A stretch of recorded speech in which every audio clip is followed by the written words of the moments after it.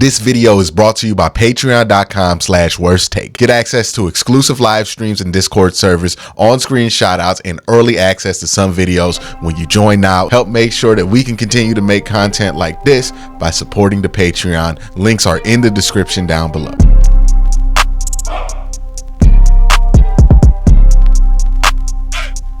Hey man, we need to have a difficult conversation about the quarterback position. Now look, are there other problems going on with the Cleveland Browns offense? I agree. Absolutely other problems going on with the Cleveland Browns offense. The offensive line in this game was not great, especially in the first half. I thought in the second half they got a little bit better. They are dealing with a lot of injuries on the offensive line. They're dealing with stuff, but let's be honest about what's happening here.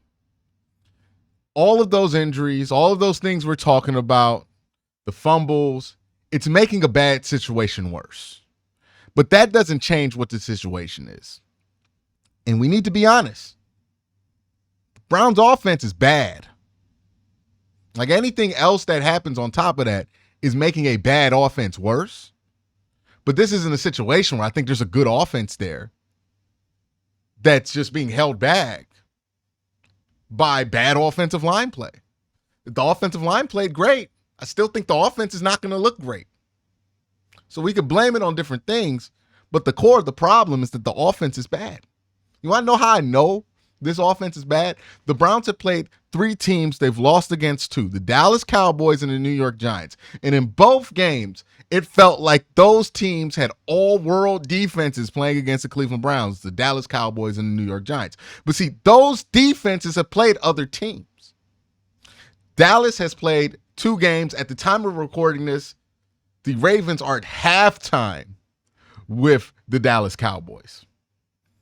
In week 2 versus the Saints, the Cowboys defense, right? That defense that look all world versus the Browns, gave up 7 scores on 9 possessions. So 7 out of 9 possessions, the Cowboys gave up points. So far in the first half of this game versus the Ravens, the Dallas Cowboys defense has given up 3 scores in 5 possessions. Add that up, that's 10 scores out of 14 possessions. It's a 71% score percentage for the Dallas Cowboys defense. Let's look at the New York Giants. Again, they looked all world on Sunday. Week 1, they gave up 3 scores out of 9 possessions. Week 2 versus the Washington Commanders, 7 scores out of 7 possessions. That's 10 scoring drives out of 16 possessions. That's a 62.5% score percentage. Ladies and gentlemen, the quarterbacks that did that against these defenses that looked all world versus the Cleveland Browns: Sam Darnold, Derek Carr, Lamar Jackson, Jaden Daniels. And remember, Lamar Jackson and whatever he does to this Cowboys defense, that's probably the smallest addition to the sample. Most of this comes from stuff done by Sam Darnold, Jaden Daniels, and Derek Carr. Now, when the Browns made the trade in 2022, the expectation was that you would never wonder if the Browns had a better quarterback than Sam Darnold. That you would never wonder if the Browns had a better quarterback than Derek Carr. That you would never wonder if Browns had a better quarterback than a team that drafted a rookie in the first round. That is the bare minimum expectation from Deshaun Watson in 2022. Coming into this season, you would expect Deshaun Watson to perform better than that. But this is where we are. See, those quarterbacks can get a 71% score percentage versus the Cowboys or a 62.5 score percentage against the New York Giants. Meanwhile, the Cleveland Browns against the Dallas Cowboys scored on 2 out of 13 possessions. Against the New York Giants, 3 out of 14 possessions. That's 5 scoring drives out of 27 possessions. It's an 18.5% score percentage for the Browns offense. Blame it on whoever you want to blame it on, but understand, You traded for a quarterback to avoid having a 18.5% scoring percentage. We want this thing to work because we think Deshaun Watson can provide the best quarterback play for the Cleveland Browns this season. That is why a lot of people want, not because of the sentimental value. Nobody really cares about that with Deshaun. You want Deshaun Watson to work because you thought that that would be the best quarterback for the team. That's where a lot of people were. But I got to ask the question now. Are we sure? Are we sure that Deshaun Watson is the guy who's going to provide the best quarterback play for this team? It doesn't feel like it. It doesn't seem like it's on the horizon. 18.5 scoring percentage versus two teams that have allowed over 50% scoring percentage this year. The Cowboys, first 3 weeks of the season, they're not a good defense. When Sam Darnold steps into the paint against those guys, or Derek Carr, or Jaden Daniels and Lamar Jackson, those defenses give up 60% scoring percentages, 70% scoring percentages. Those defenses aren't good. But when they play us, not a elite. But against us, 18% scoring percentages. And only us. They play bad against everybody else, good against us. What's the common denominator, man? People going to hear that and want to scramble to, it's the coach's fault. Well, I've seen the coach have a top 10 offense with Jacoby Brissett. I've seen Ken Dorsey have a top 10 offense in Buffalo. Who have we not seen be in the top 10 since 2021? You can answer that question. I know a lot of people have dug in and doubled down over whatever quarterback that you think is going to be the right guy. And we've been in quarterback wars and all of this stupid bullshit for a long time in the Browns community. We've been arguing about quarterbacks. And because people have doubled down and gotten into their arguments, they really want to be right. And that's going to make them make excuses for what we're seeing and point at other things and make it seem like that's what's wrong with the team. But let me be honest with you. Is the offensive line playing good? No. But Deshaun Watson makes more money than every single offensive lineman on that team.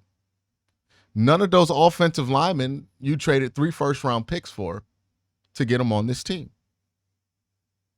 So, yeah, the offensive line isn't playing great, but you didn't trade for Deshaun Watson because you felt like he was going to be a victim of the offensive line. You traded for Deshaun Watson because, hey, if something goes wrong, he can fix it. He's not fixing it. Is the run game great? No.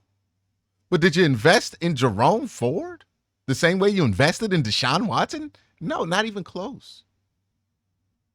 You can point at anything. You can make this about Kevin Stefanski. You can make this about Ken Dorsey. It does not matter, man. It's not good enough. And it starts with the quarterback. A 18.5 scoring percentage, you don't get that from a franchise quarterback. It's not franchise quarterback worthy numbers. The expectation for Deshaun was that he would be able to make some things happen if the team is not playing great around him. The expectation for Deshaun was that you weren't going to have to nurse and babysit and hope you go up against the right defense playing the right coverages in order to get a good game out of him. What about this feels like a franchise quarterback to anybody? What about this feels like it can become a franchise quarterback to anybody? I've been about as patient as anybody could be on Deshaun Watson because I recognize that there are a lot of people, regardless of how he was playing, who wanted to paint him as a failure because of what he's done off the field. I've given him a fair shake as a football player. And this is where he's at, man. It's not good. It's 18.5% scoring percentage against defenses that are giving up so much more to Sam Darnold, to Derek Carr, to Jaden Daniels. And I know people are going to excuse it. I know people are going to be in my comment section. They're going to tell me, hey, Quincy, man, look at the stat line. He almost threw for 200 yards. He threw for 2 touchdowns. It wasn't him, bro. And you might be right. The offense didn't lose the game strictly because of Deshaun Watson, but did they win it because of Deshaun Watson? You could at least say that in 2023. Deshaun Watson was making the plays to put the game away against Arizona, against Tennessee, against Baltimore. He made plays that put the game away. This year, there have been close calls, but he hasn't made those plays. At best, you could describe Deshaun Watson as a bystander.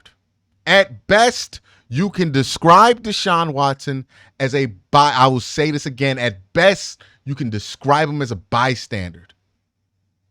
You didn't trade for Deshaun Watson for him to be a bystander, for him to be an average quarterback. You traded for Deshaun Watson to be a superstar. We are so far away from Deshaun Watson even making anybody believe he can live up to that superstar expectation that we're willing to accept a game in which he throws under 60% because he gets 2 touchdowns.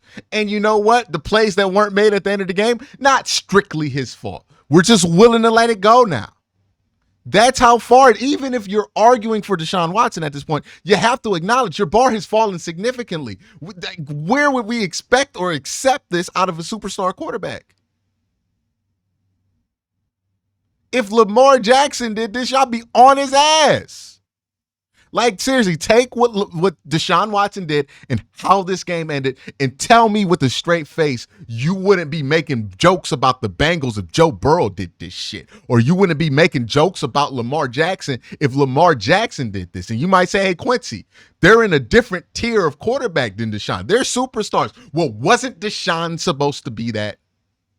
Act like it's Ken Dorsey's fault exclusively or Andrew Berry's fault exclusively because of the offensive line. We can point the rage machine at a specific player, at a specific position group, and say that's everything that's wrong with the Browns. If you just get better tackle play, everything's going to fall in place. But we're fooling ourselves at this point. Because you know what? When the line plays good, it's not like we're getting amazing quarterback play. When the play call is great, it's not like we're executing 100% of the time. But what we're seeing is like, hey, if everything works out fine, like it did in Jacksonville, we have a decent offense. Like the conversations that we have about Deshaun Watson don't feel like conversations you have around a franchise quarterback. They feel like the same conversations the Panthers are having right now about Bryce Young or a conversation you have about Trey Lance. That's what this feels like. Oh, well, you know, he wasn't the whole problem. We're talking about a dude who's supposed to be a 3-time Pro Bowler, was supposed to be an MVP candidate and a legitimate superstar quarterback. Instead, we're talking about Deshaun Watson like Bryce Young. They're sharing excuses at this point, and that's crazy to me. We're making mediocre defenses, objectively bad defenses in the New York Giants and the Cowboys so far this year. Defenses that get scored on again on a 71% clip and a 62% clip look like the 85 Bears. I'm tired of blaming offensive linemen that we never expected to be superstars to play better so our quarterback can play better. I'm tired of blaming backup tight ends and backup running backs for our superstar quarterback not playing well. I'm tired of it. It's Deshaun. He's the highest paid on the offense. He's supposed to be the superstar. He's the team captain. He's got to be He's got to be responsible. I'm watching right now, Carolina Panthers bench Bryce Young. They put in Andy Dalton. The offense looks alive again. I know the Carolina Panthers had a ton of problems. Offensive line, all these things you could blame on Bryce Young, and all these things you can blame on other things that aren't Bryce Young and say Bryce Young's not 100% the problem. But all of a sudden, you put Andy Dalton in there, and it looks different. Browns had offensive line injuries last year. It wasn't like this. Browns couldn't run the ball last year. It wasn't like this. What's the difference? Deshaun Watson's not playing as well. He's worse than he was in 2023 so far. We can't continue to protect this like it's a franchise quarterback. I don't want the season to go down a dark path because we're unwilling to put on the table benching the starter when it absolutely has to be on the table at this point. We can point at this game and act like it was a good game and act like Deshaun Watson's actually fine out there. But, man, when are we going to see superstar level play from the quarterback position? When are we going to be able to talk about what our quarterback is doing instead of what everybody else outside the quarterback position isn't doing? When are we going to get to that point? Remember, superstar quarterback.